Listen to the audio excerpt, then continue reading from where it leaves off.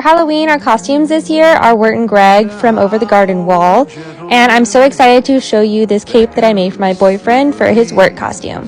The outer layer is a durable navy woven fabric from Joann's, and I'm measuring out 50 inches in a semicircle shape originating from the corner on the folded edge.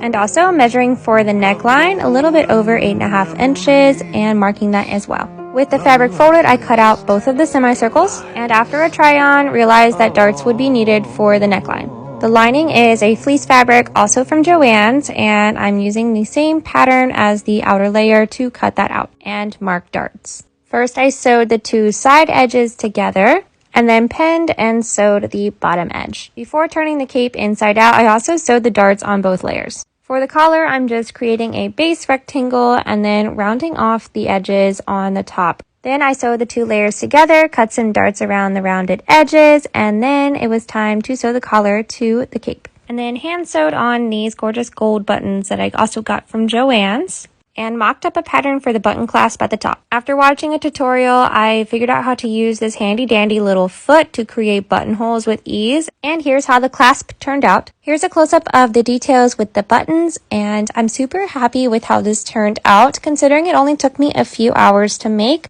Super excited for Halloween and to show you my Greg costume.